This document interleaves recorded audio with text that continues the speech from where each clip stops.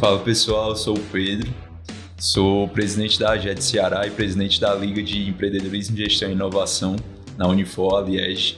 Estamos aqui gravando mais um AGETsCast, hoje tendo o prazer de receber o Dr. Cadu, uma pessoa que particularmente, falando por mim, é uma inspiração para mim muito grande. Agradeço muito o senhor estar aqui hoje para a gente bater esse papo. Sei que já tivemos muitas conversas, mas eu acho que muita gente tem que ouvir o senhor falar também, ter esse privilégio de ouvir o senhor falar. Obrigado pelo convite, Pedro, em nome da AGET e da Liege. Sempre é um orgulho muito grande para mim ter participado da construção, né, dessa história do envolvimento, né, dos estudantes de medicina, né, da academia, das universidades, nesse gosto e nesse desenvolvimento, né, da gestão desde os princípios da graduação. Acho que isso daí é uma coisa que é fundamental, é uma coisa que eu senti falta depois da minha graduação. Eu acho que é um gap que a gente tem que ocupar, que a gente tem que preencher na formação médica. Com certeza. E falando aqui um pouquinho do seu currículo, que é extenso demais, doutor Cadu. O senhor foi formado em 2003, médico pela UFC, tem 3 residências: residência de cirurgia geral no HGF, residência de cirurgia avançada no IJF, residência de cirurgia do aparelho digestivo na USP. O senhor já fez 2 MBAs, MBA em Finanças, MBAs em Gestão Empresarial. Está com mestrado agora de Gestão de Cooperativas e de Organizações Complexas. O senhor é coordenador da cirurgia do aparelho digestivo no NES, né? Núcleo de Endometriose e Cirurgia. Ex-diretor-presidente da Cocirurg, foi presidente desde 2018 até 2021 e já ocupou cargos de gestão na Unimed. É um privilégio falar com o senhor, com alguém com um currículo tão grande, tão extenso e tão qualificado. E, bom, começando aqui nossa conversa, eu queria muito perguntar quem é o Carlos Eduardo e o que é que fez ele chegar na medicina, o gosto dele pela medicina. Muito bem, então eu atualmente tenho 45 anos, né, como você falou, né, fiz essas residências e atuo realmente, né, profissionalmente como cirurgião do aparelho digestivo. Atualmente é a minha maior atuação como médico mesmo, assistencial, tá? E desde o início, na época da escola ainda, e aí é uma informação, né, que eu depois vim lembrar, né, quando eu comecei a estudar mais gestão, eu sempre gostei muito de números. Gostava de matemática na época da escola, né, principalmente no ensino médio, né, participava de Olimpíadas, tudo. E a decisão por fazer medicina veio de uma inspiração mesmo, digamos assim, externa, né? Porque na minha família tinha pouquíssimos médicos, né? Então, assim, dos meus primos, né, digamos assim, tanto do lado paterno como do lado materno, eu fui o primeiro médico. E também não tinha tios, né? Não tinha ninguém já dentro da medicina que nem que me inspirasse, nem que dissesse para mim qual caminho fazer, né? Mas realmente veio assim de influências externas, veio dentro do próprio colégio, né, ali dos amigos que queriam fazer tudo, e por sempre ter tido um gosto, né, também além dos números, também pelas ciências biológicas, né? E durante a faculdade, né, realmente isso foi sedimentado, né, vi que realmente eu estava ali no lugar certo, gostava de ajudar as pessoas, de estudar aquilo dali, e na residência isso também se confirmou, né? Você falou, né, como eu fiz residência na USP, eu casei logo antes de fazer a residência, né, de ir para São Paulo. Depois que voltei para Fortaleza novamente, aí tive 2 filhos, tem a Celine com 14 anos e o Caio que tem 8. E desde então venho trabalhando, desde quando eu cheguei de São Paulo no finalzinho de 2009, dezembro de 2009, venho trabalhando como cirurgião do aparelho digestivo e trabalhando com gestão também desde 2014. Fantástico, doutor. E o senhor falou da faculdade, eu estava vendo que saiu uma meta-análise antiga, já de 2019, mas eu acho que o cenário não mudou tanto, viu que 1 a cada 3 estudantes de medicina hoje sofre de ansiedade.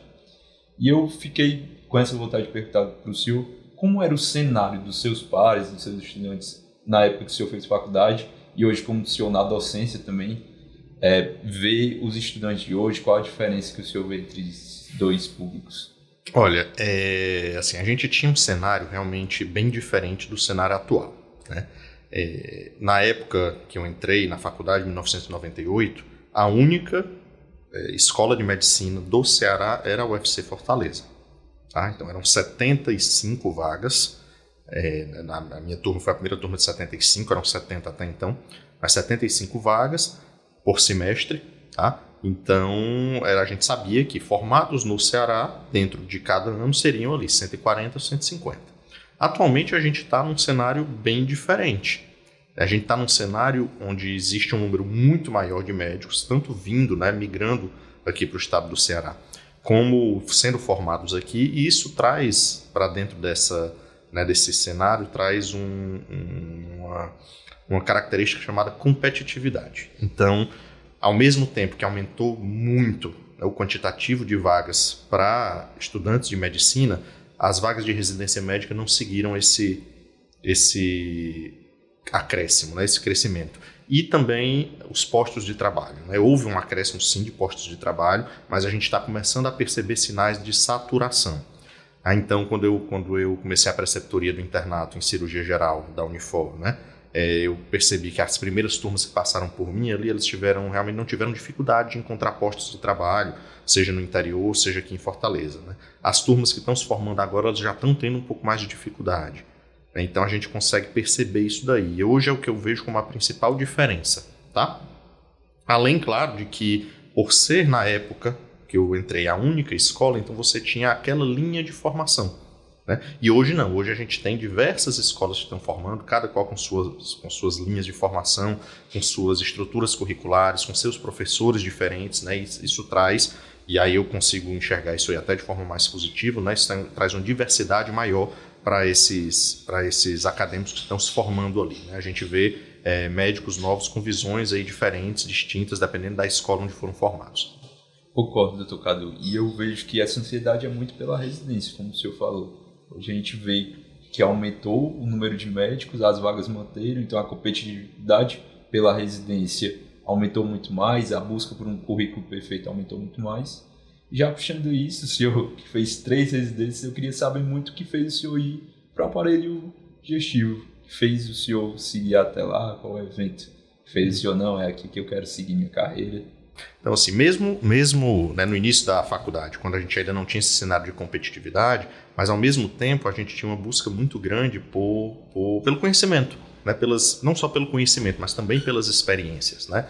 Então, desde que você entra na faculdade, você já tem, o estudante de medicina em geral, né, já tem aquele afã, já tem aquela ansiedade de ir para a linha de frente, né, de atender pacientes, mesmo ainda não tendo a experiência nem a formação necessária, né? E dentro dessas iniciativas, né, uma das coisas que eu comecei a fazer foi um estágio no hospital secundário, né, num Frotinha, aqui em Fortaleza, e comecei a acompanhar um cirurgião.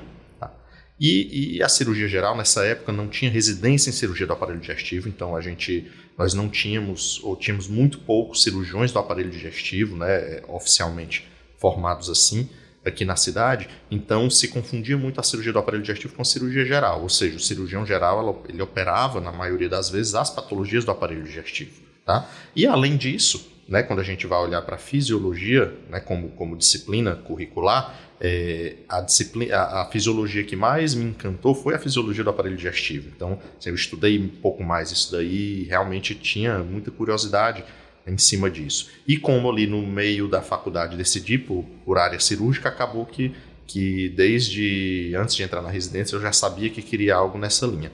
Apesar de ter pensado também um pouco cirurgia plástica, cirurgia vascular, quando tive algum contato ali, mas no final das contas sempre voltei ali para a cirurgia do aparelho digestivo. Então não tive dúvidas de que realmente queria fazer. E aí tive a opção, né, a oportunidade de fazer a cirurgia do aparelho digestivo aqui, em Fortaleza, ou fora. Mas decidi fazer fora para conhecer novas escolas, novas formas de pensamento. E, professor, já puxando isso do senhor ter feito na USP, né, a sua residência de aparelho digestivo, qual foi a principal diferença, ou as principais diferenças que o senhor notou da residência feita em São Paulo, da residência feita aqui em Fortaleza? A gente vê que às vezes tem uma grande diferença das pessoas, não vou para São Paulo porque o preparo é melhor que a residência aqui. Qual foi a diferença que o senhor percebeu entre esses dois cenários? Pedro, eu vou começar a responder essa tua pergunta no outro sentido. Vou começar a falar das semelhanças, tá? Então, assim, antes de ir para São Paulo, e aí não era apenas eu, né? Era uma ideia geral que a gente tinha aqui, já que tinha poucos, pelo menos na área da cirurgia digestiva, né? Pouquíssimos médicos que tinham feito residência fora, existia a impressão de um abismo entre a cirurgia do aparelho digestivo que se fazia aqui e a cirurgia do aparelho digestivo que se fazia num estado, né, como São Paulo. Apesar de que, né, a gente já tinha, né, diversos staffs aqui, diversos cirurgiões que estavam envolvidos ali, né, no ensino na residência médica, que eram cirurgiões espetaculares.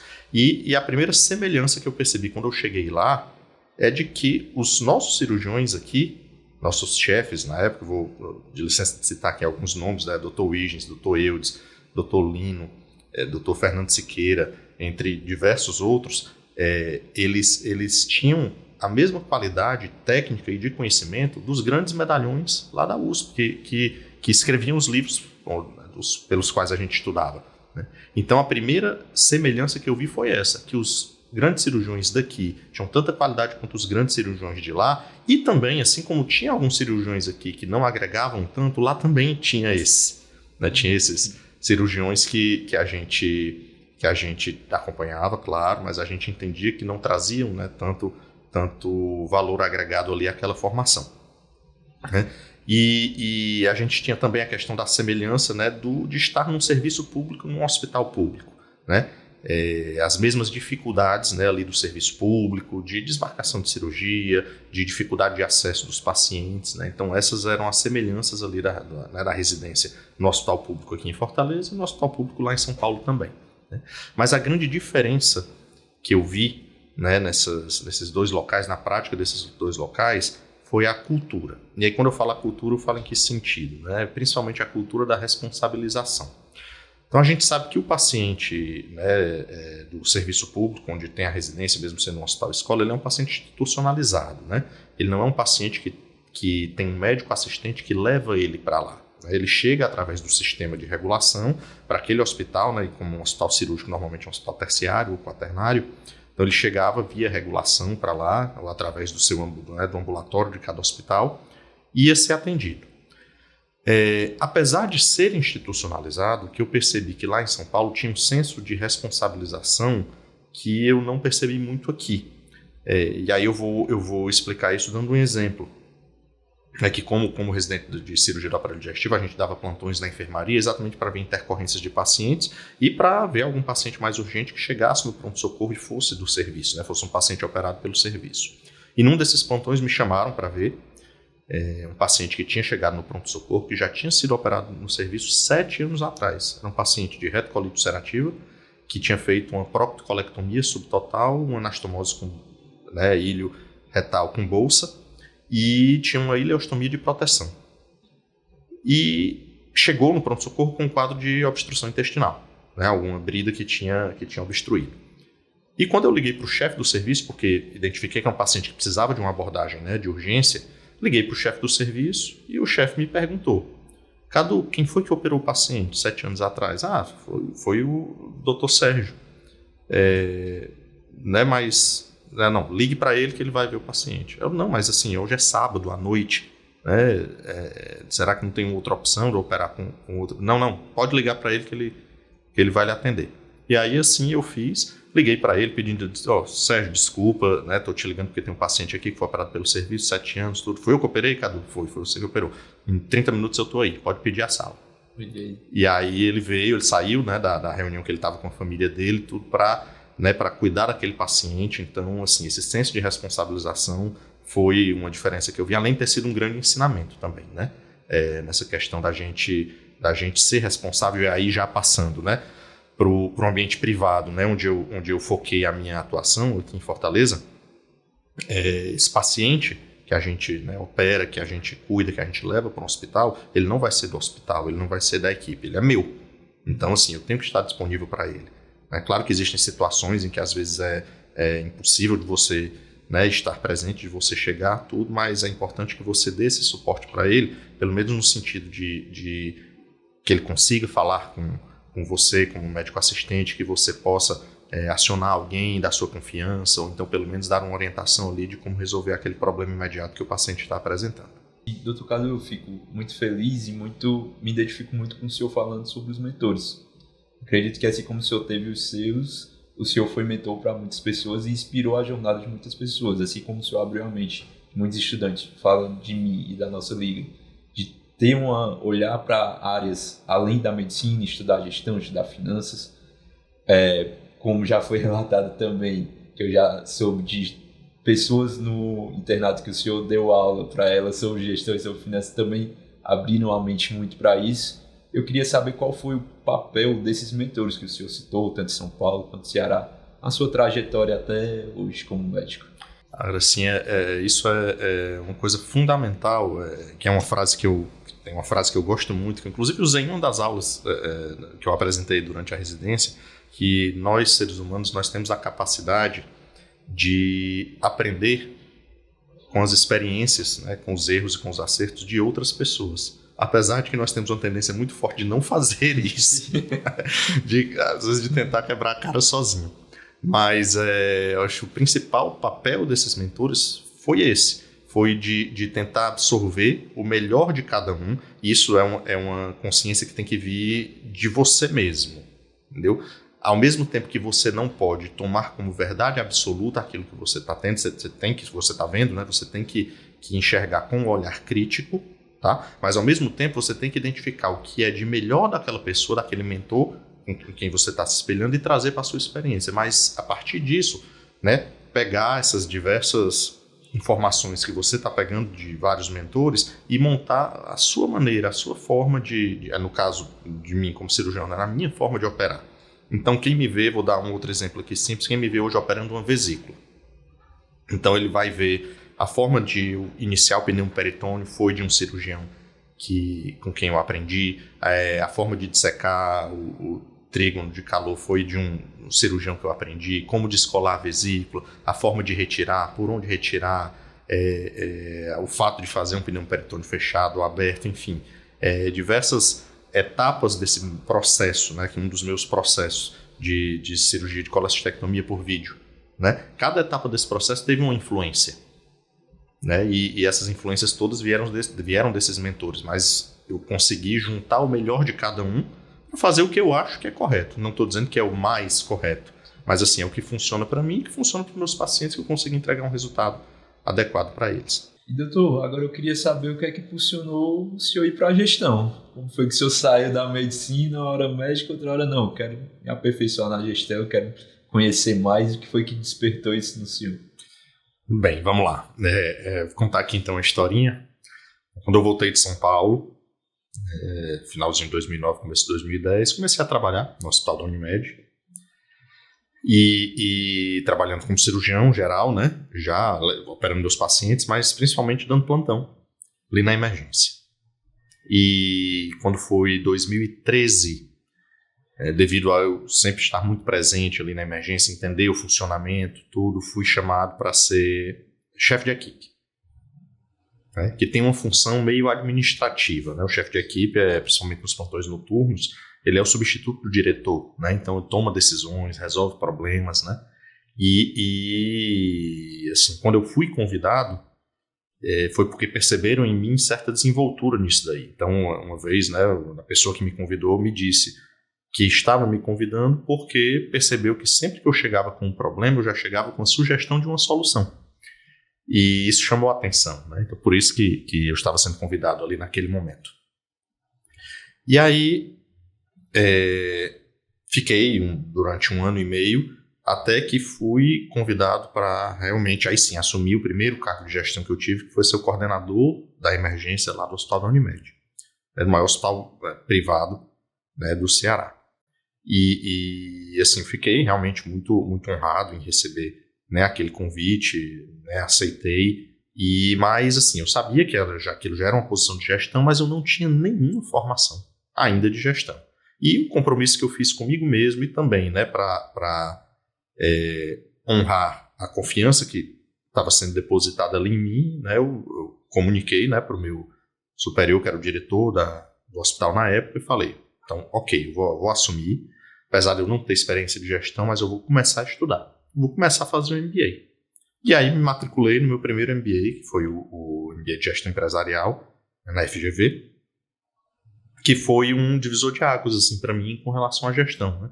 Eu comecei realmente a ter contato com certos conhecimentos, né, que eu nunca tinha tido, e quando eu tive esse contato eu comecei a perceber também o quanto ele era necessário para mim, quanto teria sido útil se eu tivesse buscado isso antes.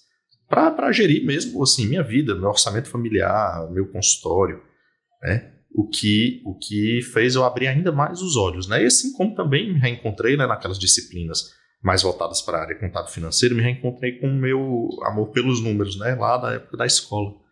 E aí planilhas de Excel e análise de demonstrativos financeiros, e isso tudo realmente me contagiou, né, novamente. E foi quando, né, eu decidi, não, isso aqui é uma coisa que eu realmente quero, né, seguir aqui em paralelo. Não quero deixar de ser cirurgião, não quero deixar de ser médico, não vou deixar de operar. É o que eu vou fazer até o final da minha carreira. Mas eu quero seguir isso aqui em paralelo, sim. Eu gosto, eu acho que eu tenho com que contribuir e vou aprofundar, né, ainda mais aí o meu conhecimento nisso. E aí terminei um curso de 2 anos, né, terminei o MBA de Gestão Empresarial e imediatamente eu já emendei com o MBA de Finanças, né, que é realmente dentro das grandes áreas, né, da gestão, pessoas, liderança, né, que está dentro da área de pessoas. Parte financeira, parte de estratégia, né? A financeira é a que realmente mais me motivava e mais me despertava o interesse. E aí fui especificamente para o MBA de Finanças, fiz pela Sampo, que era aqui na Unicet, né? A Escola de Negócios Sampo lá de São Paulo. Os professores vinham de lá para cá e nesse MBA eu era o único médico, né? Então tinha diversos profissionais das áreas financeiras e contábil e eu único médico lá na turma. Isso chamava certa atenção, assim, né? Alguns professores vinham falar comigo, né? Assim, elogiar a questão do interesse, né? E dizer que enxergavam realmente um potencial muito grande nisso daí, né? Da gente, numa área que não é tão ligada à área financeira, da gente estar buscando esse conhecimento, né? E também terminei esse MBA e realmente comecei a usar isso daí na prática, né? Não só em cargos de gestão, mas também na vida pessoal, por exemplo, no comando dos meus investimentos, né, das minhas economias, planejamento tributário, planejamento de aposentadoria, enfim, né, tudo isso daí. Alguns amigos até me pediram ajuda também, né, para dar uma otimizada ali nos investimentos. Não faço isso profissionalmente, mas de vez em quando dou uns conselhos aí para os amigos. E foi assim, então realmente o primeiro contato foi esse, aí foi quando eu investi nessa formação e venho nessa formação até hoje, né? Então tô agora, né, no começo de 2026 eu devo concluir, devo apresentar, né, a minha dissertação de mestrado, né, em gestão de cooperativas e organizações complexas, né, pela PUC Paraná. E estou estudando especificamente, né, a temática que eu estou movimentando minha dissertação é sobre a utilização do FATS, né, que é um dos fundos obrigatórios das cooperativas, Fundo de Assistência Técnica, Educacional e Social, né, como as estratégias de utilização do FATS impactam a eficiência operacional das cooperativas, especificamente das cooperativas de saúde.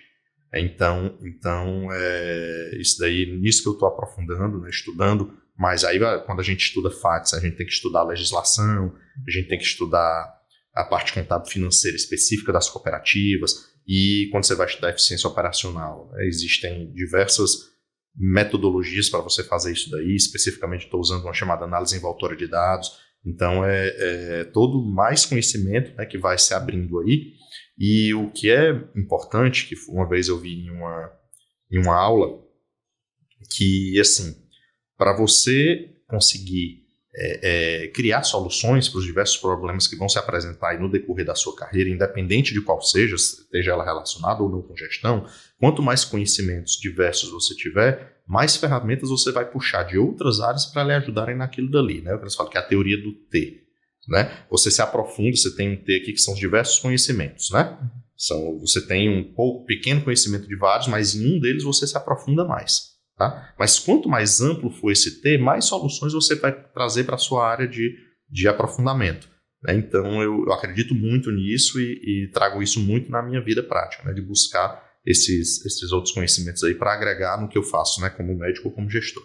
Professor, eu acredito que o senhor falando isso, principalmente, vem de um pensamento sistêmico muito aprofundado que o senhor tem. O senhor consegue pegar vários conhecimentos que o senhor tem, até vendo a tese mesmo do seu mestrado, o senhor vê que o senhor está colocando conhecimento diferente no campo de experiências que o senhor viveu, principalmente na cooperativa. E acredito que todos esses conhecimentos, como o senhor falou, veio de desafios e dificuldades que o senhor teve nesse período de gestão E eu queria saber qual foram os principais desafios que o senhor viveu, as principais dificuldades que o senhor viveu e como o senhor superou. Assim mesmo como o senhor falou, sempre que o senhor via um problema, o senhor já trazia a solução. Como foi para conciliar isso? Assim, quando a gente fala em desafios ali na gestão, principalmente na gestão de saúde, na grande maioria das vezes, quando a gente vai olhar, são problemas de comunicação. Tá? O que é que eu estou querendo dizer? Então, quando você está ali, vou voltar para a minha experiência como coordenador da emergência. Tá? Então, eu vi ali diversos conflitos que aconteciam entre os pacientes e os funcionários ou médicos do hospital, ou entre os médicos, ou problemas que aconteciam com os médicos entre eles. Tá? E, muitas vezes, uma intermediação bem feita já resolvia. Tá?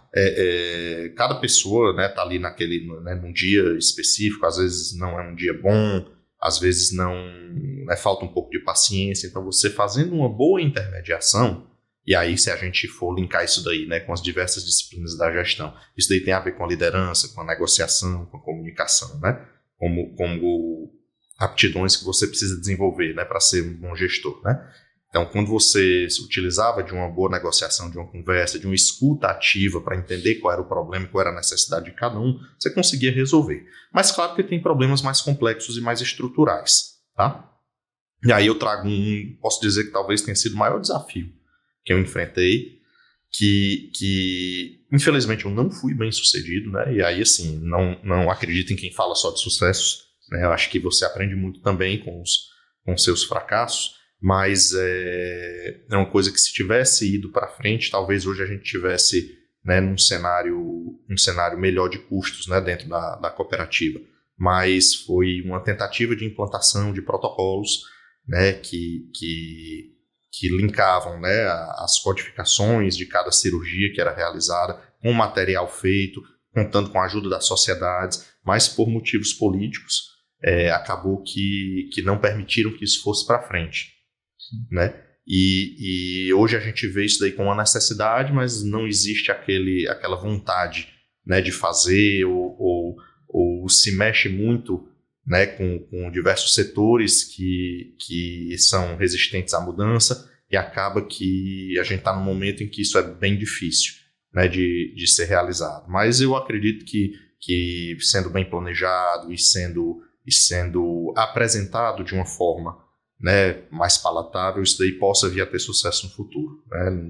Não é a ideia que eu desisti ainda não. Ainda espero trazer isso daí para o futuro, porque é como eu vejo hoje a gente fala muito, quando a gente fala em redução de custos, dentro do sistema de saúde, especificamente do sistema de saúde suplementar, a única forma que se vê acontecendo hoje uma redução de custos é diminuindo o honorário médico. E como médico, eu acho que não precisa ser assim. Acho que a gente pode reduzir custo tendo nosso trabalho valorizado. Mas para fazer isso, a gente, como eu falo, dá trabalho. E eu tenho certeza que o senhor vai conseguir implementar isso, professor. Não tenho dúvida. E eu acho muito bom, como o senhor falou, dessa metodologia-chave, que a gente vê do recursos humanos, que é uma das áreas da gestão. A gente vê que tem os conhecimentos que o senhor tem demais, a atitude com certeza o senhor sempre teve, e tem as habilidades. As habilidades a gente tem muito livro falando, muita coisa, mas os autores geralmente defendem que a gente só vai ter essas habilidades realmente praticando. Isso. Eu queria saber quais habilidades o senhor desenvolveu nesse tempo de experiência do senhor, que o senhor vê que são fundamentais para qualquer líder, hoje que exerce um cargo, exerce uma função de liderança que eles têm que ter, foi que o senhor desenvolveu. Elas quais são e como o senhor desenvolveu? Vamos lá. A primeira, e assim, provavelmente a primeira também com a qual eu tive contato durante a minha formação, já que não foi a primeira disciplina que eu fiz. A primeira disciplina que eu fiz no MBA foi Direito do Consumidor. É uma disciplina bem mais técnica, Mas a segunda foi negociação. Tá? E assim, o que é que essa disciplina de negociação me trouxe assim, de conhecimento que fez abrir os meus olhos? É que muitas vezes a gente está escutando, por exemplo, uma pessoa com a qual a gente está negociando, com quem a gente está lidando, a gente está escutando para responder.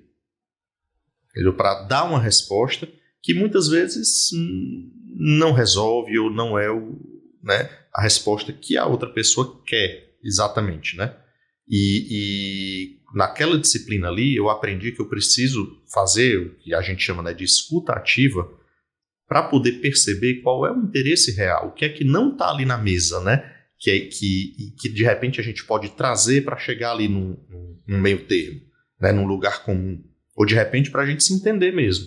Né? Porque até para você dar um não para uma pessoa tem que ser de uma forma, né, que a pessoa entenda o porquê disso daí. Né? E essa é uma das grandes habilidades que eu acho que um líder tem que ter. E uma outra vai um pouco para a atitude, mas acaba impactando nas habilidades. Né? Eu acho que a pessoa que quer ser um bom líder, e a liderança, né, tem pessoas que acreditam que ela é inata, né? Que os líderes eles já nascem, eles aparecem, mas a liderança ela é uma habilidade, ela pode ser desenvolvida, ela pode ser treinada, pode ser melhorada. Né? É você se colocar em posições de liderança, em posições que você vai assumir um papel de liderança, aí eu não estou falando em cargos, tá? Estou falando em situações mesmo. Então, se você está ali num grupo, por exemplo, você é um cirurgião. Então, se você é um cirurgião, você tem que se portar como líder daquela sala. Daquela sala cirúrgica. Você tem que estar atento a tudo, você tem que entender o que está acontecendo ao seu redor, mesmo que você tenha que estar concentrado ali naquele procedimento cirúrgico. Né? Mas você, de vez em quando, tem que perguntar para o anestesista, está tudo bem aí? Quer que tá, se você percebe alguma movimentação ali diferente, né? Tá tudo bem aí? Quer que eu interrompa aqui um pouco? Isso aqui tá tudo tranquilo, né? Promover o tempo todo uma comunicação ativa, né? Com a instrumentadora, por exemplo. E aí, eu tô falando desse exemplo, né? Da sala de cirurgia, porque é um exemplo muito emblemático, né? Onde alguém que é um profissional médico consegue se colocar numa situação de liderança ali, consegue não apenas se colocar numa situação, mas se comportar como um líder, né? E consegue colocar isso daí na sua prática diária. Então, exercer uma comunicação boa, estar atento para tudo que está acontecendo, intermediar, não no sentido de resolver, mas até de prevenir algum conflito que possa vir a acontecer, né? Se precaver, né? Prever problemas que podem acontecer. Por exemplo, eu sei que eu vou precisar de um material específico daqui a 30 minutos da minha cirurgia. Perguntar, esse material já está na sala? Se não, o que é que está faltando? Vamos tentar resolver? Entendeu? Então, existem diversas situações no dia a dia que a gente pode se colocar em situações de exercer um papel de liderança. E isso daí vai ajudar muito em desenvolver essas habilidades. E, professor, linkando um pouco com tudo que o senhor falou dos mentores, e o senhor falou da negociação. Eu estou recordando um pouco do primeiro episódio, a gente gravou com o Dr. Léo, e ele falou coisa semelhante, que na negociação não é uma briga, mas sim é uma busca por um acordo que todos entendam o que está realmente sendo ali negociado para o bem de todos. E eu me colocando no lugar até meu e de todo mundo que está escutando, a gente está num estado novo, aprendendo, então está sempre ali naquela aspiração de ser os novos líderes no futuro. E eu queria perguntar como se houver a sucessão da liderança, como o senhor acha que ela deve ser, como o senhor acha que ela deve ser guiada? Pedro, essa pergunta aí ela é fundamental e eu tenho visto ela em diversas situações hoje no dia a dia. Então tem, por exemplo, né, alguns colegas do mestrado que vão fazer suas dissertações com essa temática de sucessão dentro das cooperativas. Tá? E aí, assim, existe uma frase muito comum, né, que diz que o líder sempre tem que formar novos líderes. Né? Isso é totalmente verdade. Né? O líder ele tem que ser responsável, ele tem que se preocupar em não centralizar, né, o poder de decisão, mas sim em mostrar como se faz, porque na ausência dele, aquela instituição vai precisar ser liderada. Né? E, ao mesmo tempo, esse líder ele também tem que se preocupar de que essas novas lideranças, essas formações, não sejam apenas uma cópia do que ele está fazendo, mas que tenham visões diferentes, né, que tragam insights diferentes, que tragam outras formas de enxergar aquela gestão, para até mesmo que essa continuidade, né, de um possível sucesso que está acontecendo naquela instituição, isso seja sustentável. Tá? Até porque a gente já sabe também, e assim, a própria história da humanidade já provou diversas vezes, né, que a mesma pessoa durante muito tempo no poder acaba chegando a certos vícios, a certos vieses, né, que por mais que talvez não comprometam, né, a operação de uma empresa, mas a bússola dos interesses vai mudar. Tá? Então essa renovação, essa sucessão, ela tem que ser renovatória, tá? No sentido de trazer lideranças diferentes, né? De trazer, por exemplo, quando a gente está falando de instituições de cooperativas, por exemplo, né? Onde tem grupo, normalmente são grupos de liderança. Dificilmente a liderança ela é centralizada numa pessoa só, mas são grupos de liderança. Então, esses grupos têm que entender que eles precisam, né, passar o seu tempo ali, dar a sua contribuição e sair, né? Porque senão acaba virando uma coisa mais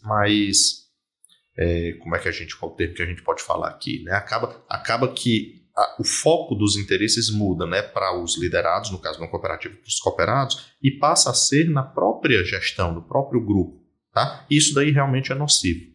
Tá? Então a gente precisa renovar, claro que essa renovação ela não pode ser irresponsável, não pode ser trocar por trocar.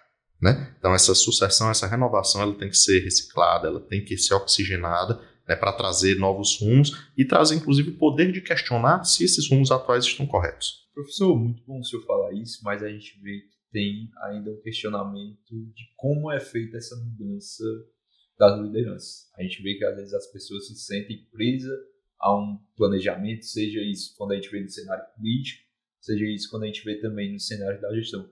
Como é que se houver essa mudança sendo feita da maneira mais correta e da maneira mais proveitosa para qualquer organização? Bem, assim, dentro das organizações, das empresas, das cooperativas em si, a gente não tem muita questão ideológica. Né? Eu acho que a preocupação global é com a saúde, né, da empresa, da cooperativa, com o sucesso, né, empresarial. Tá? E aí, a renovação, como eu falei, não pode ser uma troca simplesmente pela troca.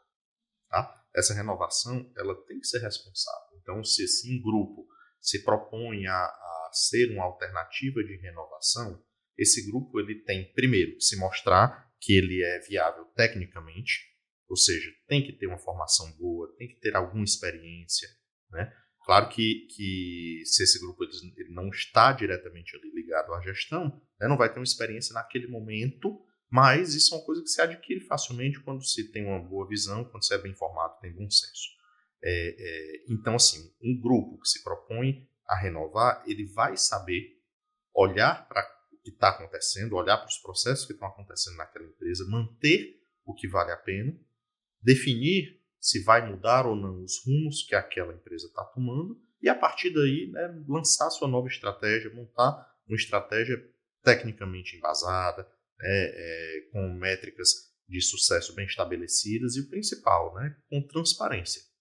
Um dos principais fatores que é positivo nessas trocas, nessas renovações, é que são momentos onde a gente tem transparência, né? Onde as coisas que não estão indo de forma adequada, elas podem ser descartadas, não existe um apego a um projeto específico, a um processo específico, então ele vai ser descartado ali e vai ser trocado, né, por um investimento que se considera que seja interessante naquele momento. Né? Isso é mais um motivo de por que é salutável essa renovação. E eu acho que já puxando isso de projeto, de ver projeto, analisar com uma visão nova, queria muito saber, com toda essa experiência que o senhor tem, tanto de gestão, tanto técnica, quanto de experiência mesmo, como é que o senhor vê hoje o sistema de saúde brasileiro, público, particular, como é que o senhor vê que ele está hoje e quais os problemas que o senhor identifica, quais as soluções, já estou puxando também, igual como o seu superior falou um tempo atrás, já que o senhor olha para o problema já vê com a solução, como é que o senhor vê o cenário do sistema de saúde brasileiro hoje? Bem, assim, a gente não pode tratar, simplesmente separar, né, o sistema de saúde público e privado. Esses sistemas eles se interligam. Tá? Então, assim, a gente está falando do Brasil como um todo, né? Então, apesar de uma minoria da população ter acesso ao sistema suplementar, né, tem diversas coisas que são exclusividade do sistema público. Né? Tratamento de certas doenças infecciosas, a questão dos transplantes, né? Tudo isso, né, o sistema público faz muito bem. Mas assim, eu vejo com muita preocupação o sistema de saúde como um todo, tá? Porque a primeira coisa que a gente precisa enxergar nisso daí realmente é a questão da tecnologia de saúde. Então a gente vê que a gente está conseguindo bons resultados, né? Ou seja, as pesquisas em saúde elas estão trazendo realmente um ganho de qualidade assistencial e de resultados mesmo de desfechos, até desfechos clínicos, por exemplo, sobrevida do câncer. Então a gente sabe que a cada dia estão sendo pesquisados e lançados, né, medicamentos quimioterápicos que estão sim prolongando, né, a vida de pacientes com câncer, mas a um custo muito elevado. Tá? E diferente do que muita gente pensa, né, o sistema público ele não é um poço de dinheiro sem fundo. Né? Os recursos são limitados, né? E a gente precisa sempre lembrar daquela noção básica da ciência econômica. Né? Ciência econômica, a economia, ela é o estudo do equilíbrio entre as necessidades, que por definição são infinitas, e dos recursos, que por definição são finitos. Então, como você corresponder, como você cobrir, equilibrar necessidades que são infinitas com recursos que são finitos? Né? Então, esse é o grande dilema dentro de um sistema de saúde, né? de uma assistência à saúde que está cada vez mais cara, apesar de estar mais eficiente, mas está cada vez mais cara, né? Sendo que os recursos estão escassos. E eu acho que prolongando seu pensamento, o senhor falou sobre a saúde suplementar. Lembro quando a gente escreveu o nosso livro da Liga, eu particularmente fiquei com os modelos de remuneração, a gente usou a ANS como fonte para escrever ele, e a gente viu uma preocupação desde antes e cada vez mais, até mesmo dentro do ambiente da faculdade, com essa saúde suplementar, a saúde financeira dela, quanto ela vai se manter, por quanto tempo, quais as condições, como é que o senhor vê ela atualmente e qual a sua percepção de melhoria dela? Especificamente na saúde suplementar, Pedro, essa questão dos custos, né, de uma medicina cada vez mais cara tem impactado negativamente, né, nessa sustentabilidade da saúde suplementar. A gente acompanhou há poucos anos atrás, né, aquela grande discussão do rol taxativo e do rol exemplificativo. Né? Para quem não sabe, né, o rol de procedimentos e eventos, né, da ANS, ele é o que determina o que os beneficiários têm direito, né, ou seja, o que o cliente do plano de saúde, o que é que o paciente tem direito, o que é que precisa ser coberto pelo plano de saúde e o que não precisa. Né? E aí essa decisão judicial de que o rol seria apenas exemplificativo acabou trazendo bastante insegurança, bastante risco, né, para essas operadoras, um risco judicial mesmo.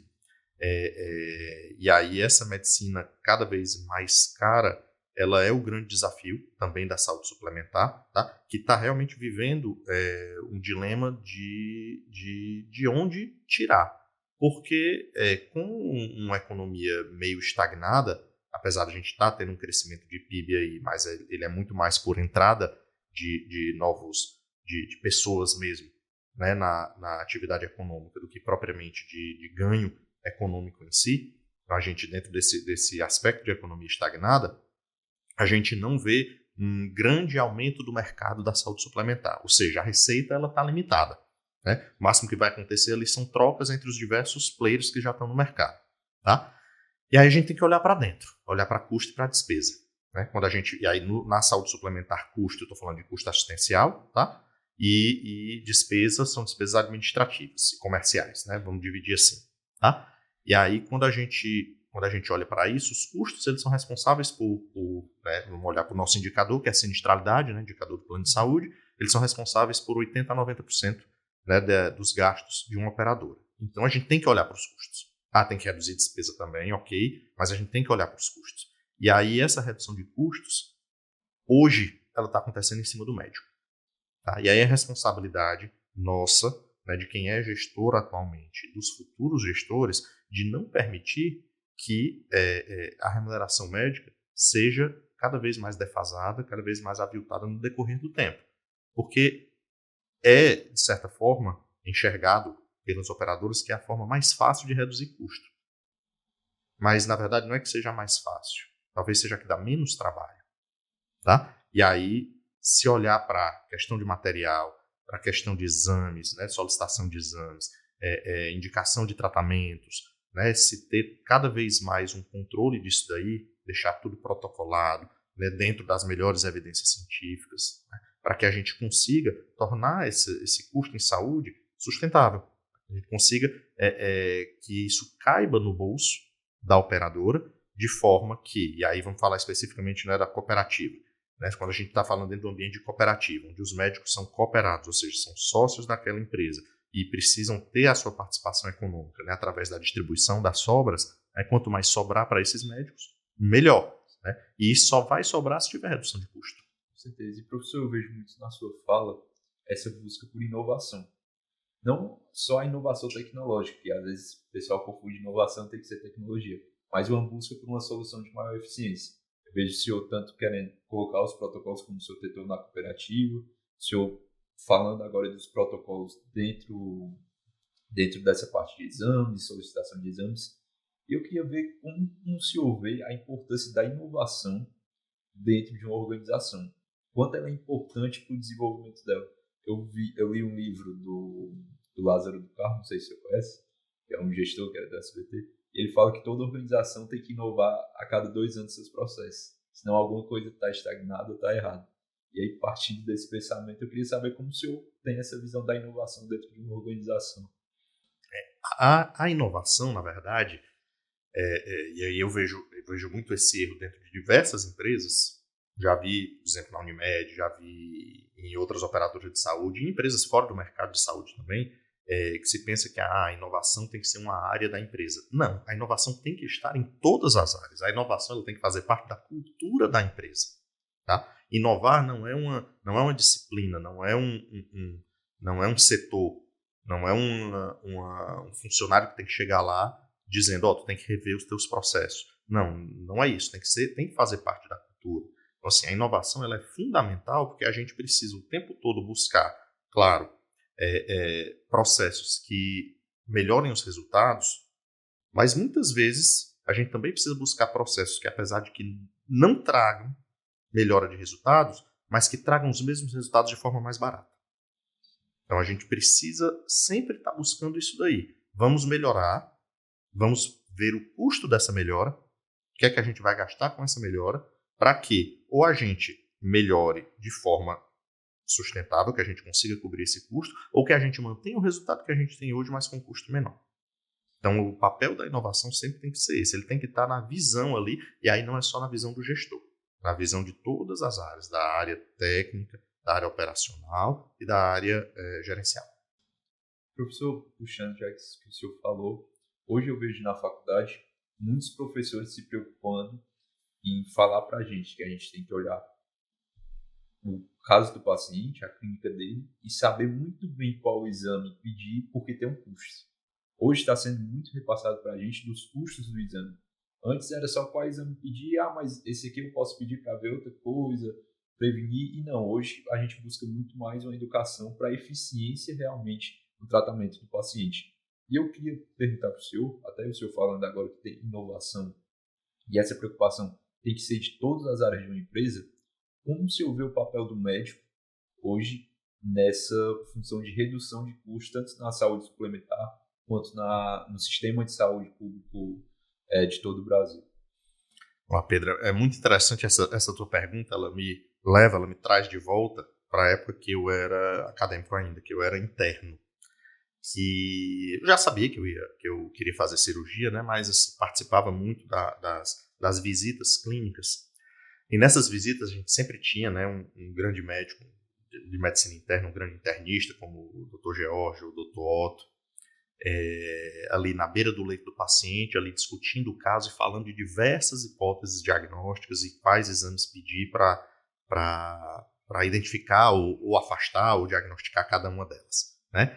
E na época eu não tinha essa maturidade, eu vim a ter depois, mas eu acho que é uma maturidade que todo estudante de medicina devia ter, ou ele pelo menos devia ser alertado, né, antes de começar a participar desse tipo de aula, né, desse tipo de formação, que é que naquele momento ele está num ambiente de aprendizado. Então, assim, naquele momento vão ser discutidas diversas hipóteses diagnósticas baseadas naquele caso específico e vão ser falados de diversos exames, mas que isso não é uma coisa que deve ser levado para a prática, né, para a propedêutica diagnóstica, depois que você estiver formado. Na verdade, você tem que montar isso, daí é muito importante para a montagem do seu raciocínio clínico, mas esse raciocínio ele deve seguir um passo a passo, onde você vai sempre tentar diagnosticar as doenças mais frequentes inicialmente, até chegar depois nas mais raras. Tá? Então, em vez de sair pedindo um monte de exame, né, esse aluno, esse estudante, é muito importante que isso esteja sendo atualmente dito, né, dentro da escola, dentro da faculdade. Então, fazer uma solicitação de exames ali inicial para tentar buscar ali as patologias mais frequentes, e aí depois disso seguir nessa investigação, nessa propedêutica, caso esse diagnóstico não seja fechado anteriormente. Tá? E essa maturidade a gente precisa ter em diversos aspectos. Então, por exemplo, dentro da cirurgia, né, puxando para o meu lado, eu recebo pacientes que têm, por exemplo, colelitíase, cálculo na vesícula, que é uma doença potencialmente cirúrgica, mas a gente tem que saber identificar dentro daqueles pacientes quais são aqueles que a gente deve levar para a cirurgia, né, que é um procedimento mais custoso, né, e aí a gente faz isso baseado no potencial de dano para aquele paciente caso alguma complicação aconteça, ou também no potencial de custo caso essa complicação aconteça, né, ou naquele paciente que a gente pode, com segurança, observar e não levar ele para aquele evento de custo daquele momento, que é um procedimento cirúrgico. Tá? Então isso aí tem que ser avaliado o tempo todo, para diversas patologias, não só as patologias clínicas. Eu acho que isso, se eu falando, a gente olha muito também, já puxando para a parte acadêmica, ou focando nela, nessa parte da gestão que a gente falou. O que é que o senhor acha do médico, ou melhor, do estudante que desde o começo da faculdade ele já está preocupado com gestão, com custos, com inovação, com empreendedorismo? Qual o senhor acha que é o diferencial dele do estudante que está focado somente ali na parte acadêmica? Obviamente, esse que está focado na gestão também não pode esquecer da parte tradicional da medicina, estudar tudo corretamente, mas ter essa outra área também aperfeiçoando a cada dia. Eu vou resumir essa pergunta, vou responder de forma mais completa, né? Mas eu vou resumir a resposta em uma frase. Eu acho que ele vai ser um médico melhor, por diversos motivos, tá? Então, assim, ele é um médico que ele vai trazer conhecimento de outras áreas para dentro da sua prática, tá? Então, ele vai conseguir otimizar o uso dos recursos que ele tem disponíveis, ele vai conseguir ter um pensamento diferente, vai conseguir ter mais maturidade na formação do seu raciocínio clínico, tá? Ele vai ter um controle maior sobre o seu consultório que eu falo assim, digamos assim, os recursos estruturais que ele precisa para a sua prática médica. Ele vai ter uma melhor relação, um melhor relacionamento com os seus pares, com os médicos que encaminham para ele, com os próprios pacientes, né, com aqueles com quem ele precisa negociar, por exemplo, um hospital, o dono de uma clínica, um laboratório, ou uma cooperativa. Tá? Então, agregar esses conhecimentos, e aí quanto mais cedo melhor, né? Agregar esses conhecimentos para a sua carreira profissional vai fazer com que você seja um médico melhor. Professor. E eu acho que é isso que está sendo uma tendência que está acontecendo cada vez mais. A gente vê São Paulo, sempre teve muito esse movimento, talvez anterior.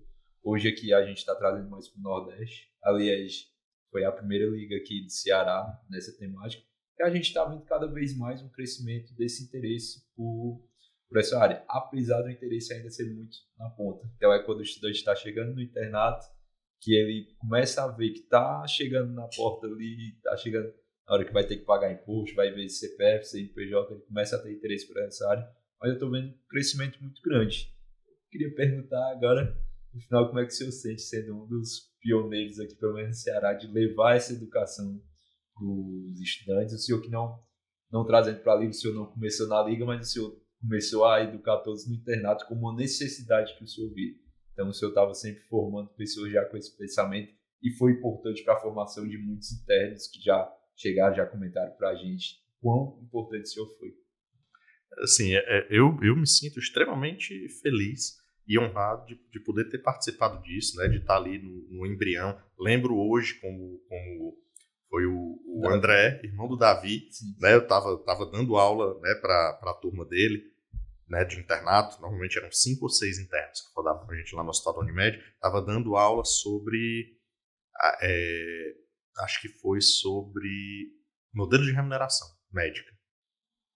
Né, e aí no final dessa aula o André me chamou e falou: Cadu, o meu irmão, o Davi, ele está querendo montar, com a iniciativa de montar uma liga de gestão, né? E aí queria saber se a gente podia conversar, tudo. Eu tenho total interesse na hora, vamos conversar assim. E aí foi quando realmente a coisa, né, pegou tração e a gente conseguiu, né, fazer diversas iniciativas, né? E teve o lançamento do livro, teve curso, né? Enfim, mas assim, muito feliz de ter iniciado isso e de estar até hoje participando, né, aqui no AJetsCast e nas futuras iniciativas aí, né, da Liga que vão ter aí para frente, né, sabe que podem contar comigo.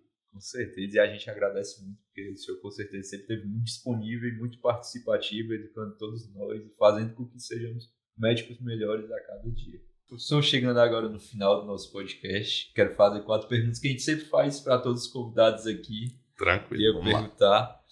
Se o senhor pudesse resumir sua carreira em uma única palavra, qual seria e por quê? Essa não é uma pergunta fácil. Mas assim, vamos lá. Eu sempre penso que tudo que a gente vai fazer, que a gente vai se propor a fazer, acho que a gente precisa fazer da melhor forma possível. Entregar mais do que é pedido, né, e deixar a sua marca. Então, se eu pudesse escolher uma palavra, seria disciplina.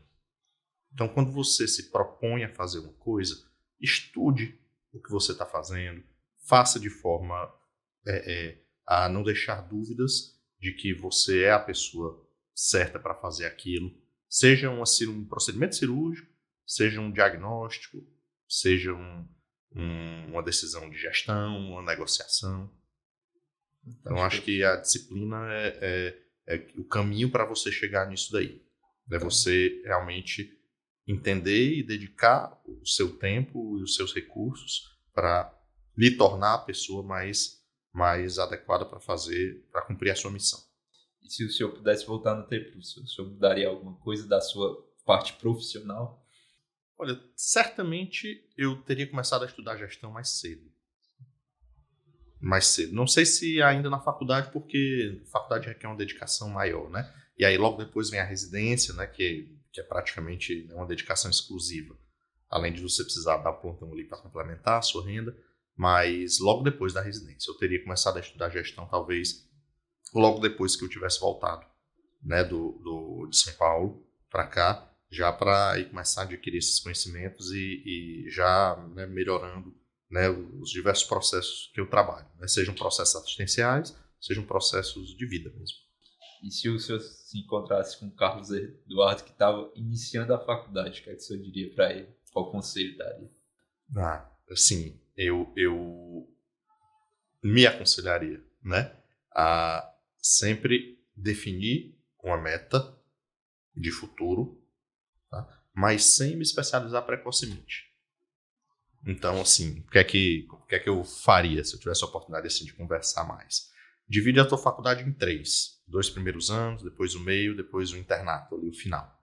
Tá? Nos 2 primeiros anos, se preocupe em entender, conhecer as pessoas, entender como é que funciona a universidade, né? Estudar as áreas básicas, porque você precisa de uma formação. Então, assim, quando eu estava no internato, até perguntava coisas básicas, né, para os internos, e muitas vezes, apesar deles terem a informação médica na mão, eles não sabiam o porquê daquilo dali. Então eu perguntava qual é o melhor exame, qual é o exame padrão ouro para diagnosticar refluxo? É uma pH-metria. Ok, como é que funciona a pH-metria? O que é que ela mede? O que é o pH? Por que ela não pega o pH acima de 7? Por que ela não é indicada para todos os pacientes? Então eu tentava mostrar para eles que você precisa entender o processo do que você está indicando. Então, se eu vou indicar um exame, eu preciso entender o porquê. Até por aí, voltando para aquela questão, né, da sustentabilidade, de eu saber que exame eu pedi, para eu saber qual exame eu pedi, eu preciso saber por que eu estou pedindo. E para saber por que eu estou pedindo, eu preciso entender. Então, estudar bem essas áreas básicas no meio da faculdade, poder ter o maior contato possível com as diversas especialidades para tomar uma decisão racional, né? A minha decisão ela foi correta, mas foi uma decisão, digamos assim, de paixão. Comecei a ter contato com a cirurgia e me apaixonei, tá? Mas se eu tivesse tido contato com outras especialidades, será que também não teria me apaixonado? Teria, né, feito outra especialidade? Estaria feliz hoje também? Não consigo responder isso, mas daria esse conselho. E no final do internato, né, porque é aquele momento onde você tem o dilema entre vou estudar para residência ou vou fazer um bom internato, vou me dedicar para aprender ali na prática, né? E aí eu já fiz isso, né? Realmente eu decidi fazer um internato bom, mas eu reforçaria, né, a necessidade dessa decisão. Eu acho que nesse momento Por mais que, claro, que se você tiver a oportunidade de estudar junto, ótimo, né? Mas isso, além de lhe dar uma capacidade prática, né? de lidar com o paciente, né? Muito melhor, você vai aprender ali também. Aprender para os conhecimentos para a sua prova. Tá? Enquanto que se você só for estudar, fizer o básico do internato e for estudar, você vai perder aquele aprendizado prático ali, né? Que você está tendo a oportunidade. Com certeza. Professor, como o senhor quer ser lembrado na medicina brasileira daqui a alguns anos? Não tenho ambições grandes de ser uma pessoa que, por exemplo, mudou a forma de fazer gestão, ou de fazer medicina. Eu quero ser lembrado como um bom cirurgião que cuidava bem de seus pacientes e como uma pessoa que fez bem tudo que se propôs. Que pôde fazer a diferença na vida das pessoas. Sejam essas pessoas pacientes, sejam elas liderados. Né? As pessoas por quem eu sou responsável enquanto eu estou em um cargo de gestão. Então, eu gostaria de ser lembrado dessa forma, como alguém que fez o que precisava ser feito. Perfeito, professor. Eu queria agradecer novamente o senhor ter vindo hoje. Eu que agradeço. Muito obrigado pela conversa, por mais ensinamentos ainda. Todos os dias, todas as semanas, o senhor está ensinando a gente da Liga, eu particularmente, com certeza. Então, eu queria agradecer o senhor disponibilizar também seu conhecimento para todo mundo que estiver assistindo. Eu que agradeço a oportunidade de poder falar, de poder divulgar, né, para as pessoas essa importância, né, do conhecimento de gestão e o poder que isso tem de transformar a sua carreira mesmo, né? E poder compartilhar, né, o que isso fez com a minha, né?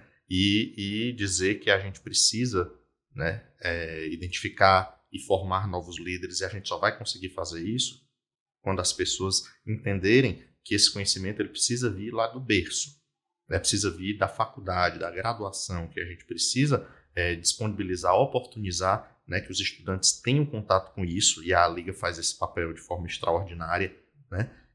Então, dar essa informação para os estudantes de graduação para que eles percebam que isso daí vai ser útil na vida deles, para que não terminem e sintam falta, como, por exemplo, na hora que precisarem decidir se vão aceitar um emprego CLT, ou se vai ser PJ, ou se vão fazer um concurso, e entender que não existe receita de bolo, né? Que você precisa ter o conhecimento para entender o que é melhor para você naquele momento, mesmo que essa decisão precise ser mudada depois. Então, essa é a grande importância do ensino de gestão ali desde a graduação.